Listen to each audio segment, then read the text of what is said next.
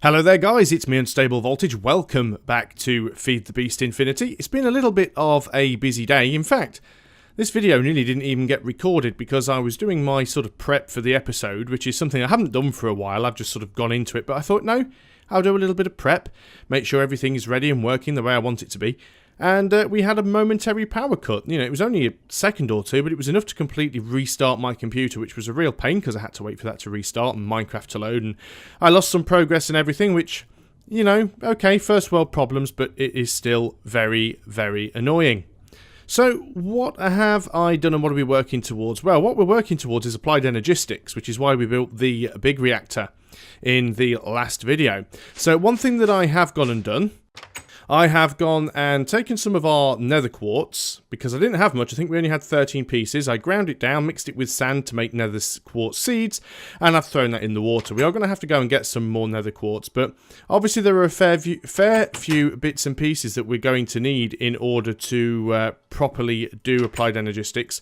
We need to make some Fluix crystals as well. So that's one step. We've gone and done the nether quartz. What else have I managed to do? Well, over here, I think, although I'm not 100% certain, that I got all of the water out of this system. I allowed as much of it to drain through as I could wait for, and then I waited till the rest of the water was in one spot in the pipe and just took the piece of pipe out and got rid of the water. I know that obviously a few of you have commented that I could put an iron pipe in and sort of set it all to one way so that water liquids can't backflow up the pipe. Perfectly valid suggestion. It will be something I do at some point. As you can see at the moment, there's some weird red stuff going into this tank. That is redstone. That's actually going in from the magma crucible upstairs. It's taking quite a bit of time because the magma crucible doesn't have a lot of power going to it, so it is a little bit of a slow process. Why are we using the magma crucible? Why are we making liquid redstone? Well, one of the things I'm going to need to do is get power from the big reactor down into the room where all of my applied energistic stuff is going to be. And one thing that someone has suggested using is Fluxducts from thermodynamics, which seems like the best sort of thing to use. There are a couple of different ones that will take different amounts of power. So the leadstone one will take 200 RF per tick. The hardened flux duct will take 800 RF per tick, but we might as well make the redstone ones that is 8,000 RF per tick. I'm not exactly sure how much is going to be output from the reactor or how much we're going to need, but we might as well use one of the best ones that we can. So we're having to work towards making these flux ducts now. Now I have been out to get some obsidian. I am going to get a little bit more because I still need to wait for this this redstone to get made properly, and it does take a little while. So we are going to just go back downstairs and outside. That's going to take a bucket of water. We can just grab a little bit more obsidian. I don't think we're going to need a lot more, but it's nice to get as much as we can. I want to give it... Ooh, creeper. No, you don't. Away with you, sir. Okay, that's him dealt with. I want to give a shout out to Duncan, who solved the problem with not being able to get the hover mode turned on the jetpack. So we turn the jetpack on with Y, which is reconfigured from the key that it was set to that wasn't working before. But it's Control, Space, and M actually enables hover mode. And now if I go up to a height, I'm going to let go of the space bar. Now as you can see, I am falling, but very, very slowly. We are using power, but we are on hover mode. If I hit space, I go up. If I hit crouch, I can descend more quickly. But this is quite useful because it means if we want to go and mine something above our head, we can just sort of use hover mode. And it does make it a little bit easier to grab stuff in the air. So we now know how to turn hover mode on. So thanks a lot, Duncan, for that one. We'll just go and turn that off very quickly. Turn the jetpack off right now because we don't need it. Going to go and get a little bit more of that obsidian. I've cleared quite a lot of that obsidian field now. There's not an awful lot left there. Sounds like we've got some stuff around. I didn't see them. They must be underground. Although it sounded like that spider aggroed on me, which was a little weird. So here you go. You can see what we've got left. A few of these blocks still do have lava underneath them. So what I've been doing is literally just standing right next to them, push up against them. Obviously, don't push up against them once you've started mining, because if the block breaks and you're pushing up against it, you could end up in the lava. But as you can see, that block, as soon as it broke, it went straight into my inventory and didn't actually have chance to get into the lava. So normally, as long as you're standing right next to the block when it breaks, you will more often than not actually get the block. Doesn't always work though, so you know there is a possibility that you might end up losing the block. Not exactly sure how much of this obsidian that we're going to need, but I'm going to take we'll take a couple more blocks and then we'll go back to the house. So we're going to be making these Fluxducts. That's what we're going to be using for our power, and it's a two-stage process. Well, I guess really it's more than 2 stages because there's quite a few bits and pieces that you have to do in between. But for our purposes, we're going to say it's a 2-step process because we have to make the empty duct, and then we have to go ahead and put the definitely something around. We have. Ooh, is it in a tree? Definitely something nasty around. We have to make the empty duct, and then we have to go ahead and put the redstone into it. Same way that we used to make things like the fluid ducts and the liquid ducts, or whatever they were called, and the power ducts. I think it's basically the same thing now. They're just all sort of combined into one. So let's go ahead and first of all, we'll get rid of that bucket of water. And all these things are going to end up going. We are not going to be stuck with a room full of chests once we get applied energistics up and running. So I'm probably going to bring the power through up here somewhere, through a hole in the wall that we can probably there. Or maybe not, because that's where we've got all of our pipes going through. Didn't realise that was the other side of this wall. So where are we actually going? Well, I guess we could bring it through into that room. There's certainly not a problem with doing that. We could definitely bring it through there and bring it through the wall in the corner or something like that. We'll, let's just go and have a look and see if we could bring it through over here, maybe? That's still behind a tank. I'm going to leave that hole there, though, because it'll help me line up where everything is from the other side. But that is beside the point. Let's go ahead and do what we need to do over here. So, the first things that we are going to need to do, in fact, while I'm down here, there's some more materials that we're going to need. We are going to need some gold ore. Let's go ahead and take 8, for example. An equal number of silver ore, so let's go and take 8 silver ore. And we're also going to need some lead as well. Now, I do have some in here, although not a huge amount, but I did see some earlier. Come on, I know there's some here. Lead ore, there we go. Let's go ahead and take 16 lead ore, for example. We're going to be chucking most of this into the smeltery, and you will see why. So, the first thing that we're going to do in the smeltery, and I'm going to go in and put in the, let's just try, well no, we can use all of it. We're going to put in the gold, and we're going to put in the silver. And because you have gold and silver in there together, that will create something very unique. That will actually create molten electrum. So there's a couple of different ways to make molten electrum. You can make it by, well, let's see if we can actually go to the recipes thing for you and show you. So let's see if we can find it. Is it this one?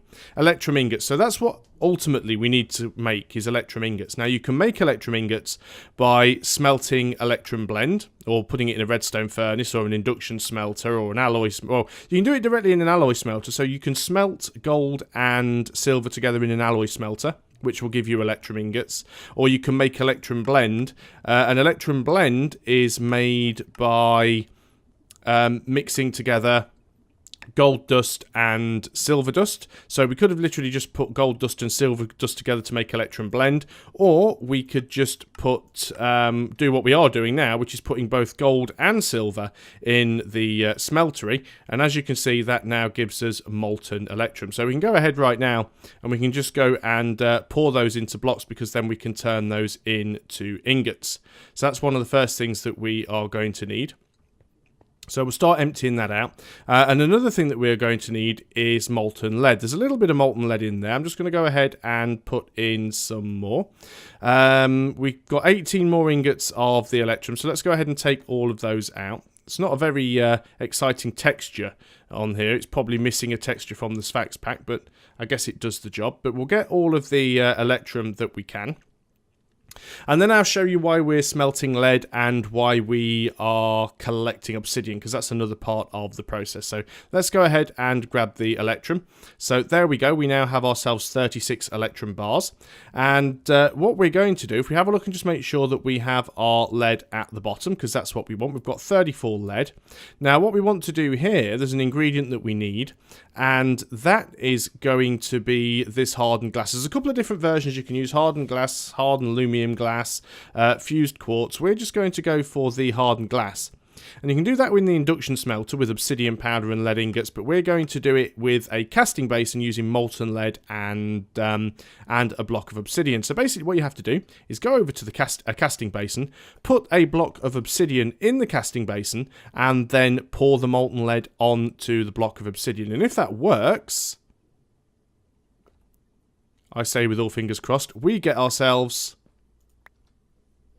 hardened glass. Oh yeah. So let's go ahead and pour that stuff in. There's a few different recipes that actually work in this way, where you can put solid blocks in the casting basin. I believe it's the... I can't remember what the stuff's called now. It's one of the very basic things that you can make with the smelter, and I have done it before in another video, where you, I think it's brownstone or something like that, you smelt a certain alloy up in the furnace, in the smeltery, and then you pour it onto a block of gravel, and it creates a brown gravel block that if you put on the ground and walk over the top of it, you automatically sprint and it doesn't use any of your food. So it's a good way if you've got lots of paths running between places that you can actually move very, very quickly around. Now, I'm not sure how much lead we've got left in here. It would be nice if we've got enough lead to do all of it. This is a little bit at the bottom there. I can actually see through the window. Might have been a better idea to put the window on another side, but we can see that little purple line at the bottom there. Some very interesting colours going on in the smeltery. We've got 10 bits of obsidian left. Let's go ahead and pour as much of it as we can. And main reason I'm doing that is just to try and give the magma crucible a good chance to melt down as much of that redstone as possible, because that's going to be one of the other ingredients that we're going to need. Still got a fair bit of lead in there, that's not too bad at all. We've only got 6 pieces of obsidian left. And then what I'm going to have to do is sort of channel my way down from the reactor, and we're going to sort of dig down and bring the cable through the wall. I was trying to decide what would probably be the best room to have the applied energistics in. I guess the ground floor kind of makes sense, because that's where we've got all of the chests, and we could get rid of the chests and put all the applied energistics stuff in there. Or we could actually just do it in one of our other rooms. I mean, nothing says we have to do it on the ground floor. That's the beauty of applied energistics. You can actually access it from several areas, because it's a network, right? So if you want to feed stuff in on one floor, you can go and put it out on another floor. So let's go ahead and grab that glass. I don't think we needed nearly as much lead as we made. We've still got loads in there. It hardly uses any of it at all.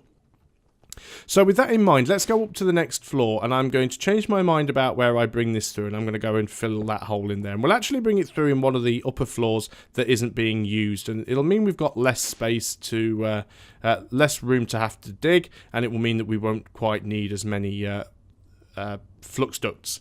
So let's go ahead and look at the first stage of this. We need to make this empty redstone flux duct. Now that's just made with glass and electrum ingots either side. So that's going to be really, really easy. And in fact, I don't even think we need all of this. So let's go ahead and say, let's say maybe 5. We can always make more later on if we need to. So if we do that, that already gives us 30. In fact, let's go ahead and make ourselves an entire stack if we can. Well, we know we can. We definitely can. So that gives us 60. And if we make more, we'll go over the stack limit, so we won't worry about that. So let's put the rest of that glass and the electrum in there. So now we have these empty redstone flux ducts. What do we do to make them into a redstone energy flux duct? Well, that's quite simple. We basically just put it into a fluid transposer and put destabilized redstone into it. Now, destabilized redstone is just redstone that has been through a magma crucible. And that's what we've been working on upstairs, right? So that is going to be nice and easy. We're still waiting on the power here. As you can see, the power consumption for the magma crucible is really high. It has to get incredibly hot for it to be able to smelt redstone, so it does take a little bit of time to charge up. But if we go ahead, and we might even end up having to run it off the reactor at some point, just so that it can run a little bit more decently. But as you can see, we are gaining some liquid redstone. We don't have an awful lot at the moment. In fact, from an entire stack of redstone, and I admit the entire stack hasn't completely smelted yet, and that hasn't all reached the actual tank. But as you can see, what we've got at the moment is we've got less than 5 buckets of redstone. So what we are going to be doing here is we're going to turn this switch on, and this switch will pump the redstone up through this pipe, and that will then go into the liquid transposer. So what we need to do on our liquid transposer is make sure that we have an input coming in. So basically what we want to do is we want to put our redstone energy flux ducts, I'll get the name right in a minute, the flux ducts here, and we also want to make sure that we have input coming in from the bottom, which we should do. I can never remember whether it's empty or fill. I'm sure it is, yeah, we want to empty. So this bottom one, I always struggle with this one. I can't even remember which side the pipe is going in through, so let's have a look at that. So that's the stuff going out, so it's definitely going into the bottom. Is any of it actually being pumped up? Let's check that first. That's an important test. There is some stuff going up. So it is trying to get some of the redstone up to the bottom of it. So we need to make sure that some of it is actually going in. Assuming that it's reached it okay. And it is getting stuff. It's filling up. There we go. So that's what we want it to be doing. So it's got full power. It's fully charged. And there we go. It's actually made one already. Now it's starting to get some redstone in there. Luckily, it doesn't need an awful lot, but that is going to work. And that's making what we need. It's actually making for us the redstone energy flux duct. It's actually quite quick as well. So this machine works very fast. As long as we've got redstone going into it. What have we got in here? Magma Crucible's still working. It is working slowly because it's just draining a lot of power, but it is doing what we want it to do. Not too sure how many of these that we're going to need. We'll leave it running. Let's go and grab ourselves possibly... I don't know, we've about run out of stuff. Well, let's grab what we've got and then we can consider how we are going to do this and where we're going to come through with it. So... let's say we use this room here, right? We might as well. It's as good a room as any. Let's also have a just quick look and see how we're going on with this thing. We have another universal fluid cell that is completely full of distilled water, which is fantastic. So let's just go down to our canning machine here, and we can go ahead and just shift right click and we pour the fluid into there. So as you can now see, we've got 4 buckets of distilled water in there, so we can make some more overclockers. And I'll go ahead and fill this up with more water. So I have been doing this from time to time. We've got a few buckets. I haven't always done it on camera because obviously it's a bit of a chore, it's a bit of a process. But this is basically what you have to do. Take another universal fluid cell full of water, put it in the top slot on the left, it empties into the tank, and then the empty fluid cell put in on the right, and it'll pop into the bottom slot when it is full. So that's that done. So this is going to be where we run our reactor through, I think. And let's just pick an arbitrary place to bring the cable through. And in fact, we're actually going to do it with the mining laser. Let's bring it through at about... not sure where the reactor is exactly. Let's say here. Okay, so this is going to be where we come through, right? This is going to be... can we get another block there without taking the one above it out? Yeah, there we go. Brilliant. Okay, that's what I wanted to do. So that's where our cable is going to come through. So let's use our coordinates to work out where we are. You probably can't see them on YouTube because they're very small under the map. So we want to be looking at our Z coordinate, which is in this axis. So our Z coordinate for here is 1093. Okay, 1093. And we also want to look at our X coordinate.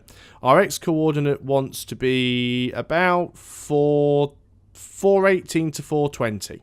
So 418 to 420 at 1093. Let's go up to the top. We probably will need more of these cables actually, just thinking about the depth. So let's get down and have a look where our reactor is. Tell I'm used to playing FPS games. I keep holding shift crouch to sprint, sorry. So this is where we want to come through with our cable. I've also got some more yellow Orium ingots that I'm going to put in there. So where did I say we wanted to go through? Well, we wanted to be about 420. Well, we're nearly there. We only need to go a few more spaces inward. So we don't need to do that. We could just go straight down, but we wanted to be at 1093. Now, 1093 is this block here. Okay, so that means we are a little bit out of reach, but we're only if this is 1093, 2 blocks to get level with the output. So I'm actually going to go down here. This is where I'm going to go down with it. And I probably will make this into a bigger room at some point because, as I've said before, what I want to be able to do is build a room around this. But what we can do here is actually go down. So we're going to go down. Now, I didn't get the depth. That is another problem there, something that I failed to take into consideration, is how deep we wanted to go. So let's just jetpack back up so we can go down to the appropriate room. Let's turn the jetpack off and make life a little bit easier. So it's not that room. It's this room. So what we're going to be doing is we're actually going to be coming through here. This is where it will come through, which is near enough in the corner, which isn't a bad thing at all.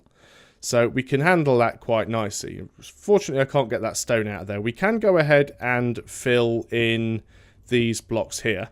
Now, I would like some smooth stone to fill that hole in. There's a little cheeky cheat way that I can do this. Is if I take my mining laser and just pop it on to superheat, if I shoot out a couple of these blocks, because it's on superheat, they will actually come out as stone blocks.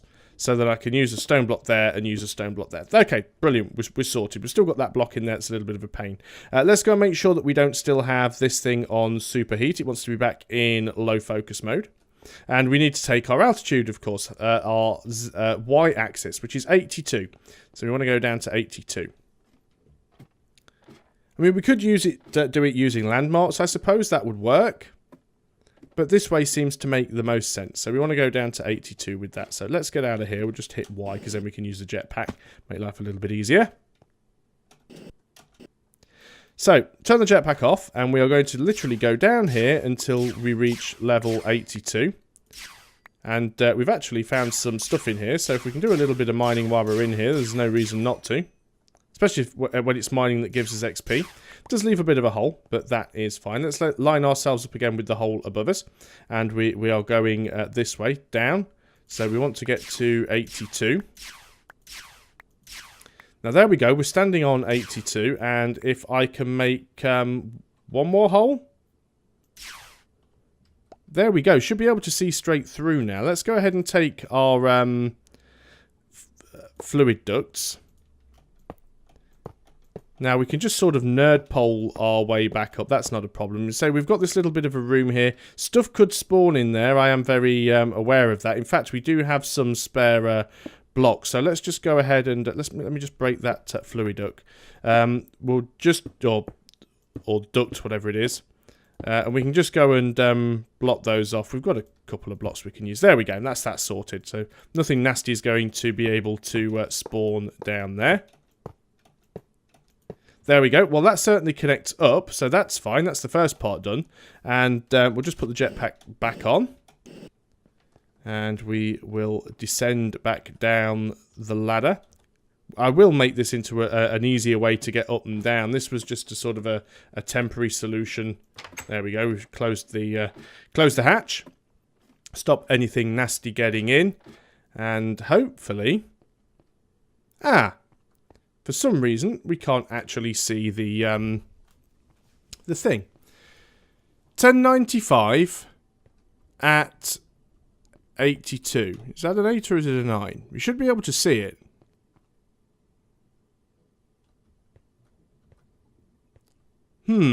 I find that very strange. Okay, let's do a little bit of digging.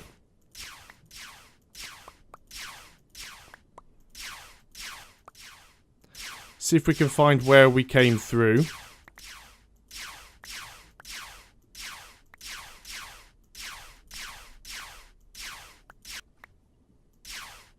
Well, obviously... there we go. I was further away than I thought I was, apparently. So let's go ahead and just bring this this through. Obviously, we've got a bit more space now, and we have a lot of blocks that we can use just to fill in the hole. We don't want to leave holes where nasty stuff can spawn. So let's just go ahead and fill everything back in. Not too sure why I ended up being so far back. I thought I was further forward than that, but apparently not. So let's fill all of this in. There and there, there and there. And obviously we need some stone, but that's not a problem. looks like we made just about the right amount of Fluxducts there. So we need 2 more stone, and remember we can do that by taking our mining laser, putting it on superheat, and if we just go ahead and take out a few blocks of stone, and then we can put in some normal cobblestone at the back just to hide the holes. There's one, there's the second one. Let's go and put in a stone there, and that should give us 2 stone. And there you go. As you can see, we now have a power cable coming through that we can use for our applied energistics. So fantastic. We are on the way to getting AE up and running. Looks like we have smelted all of the redstone. And we've probably got a lot of it still sat in here, which we don't need anymore. Let's go ahead and see if we can use the rest of it to just make one more flux duct. So if we can just grab 1 redstone, we'll pop that in, because I've got the issue of having to sort the pipes out now. But I will probably go off and do that in my own time, because the video has run on for quite a bit. But hopefully that gives you an insight in towards how to making those flux ducts.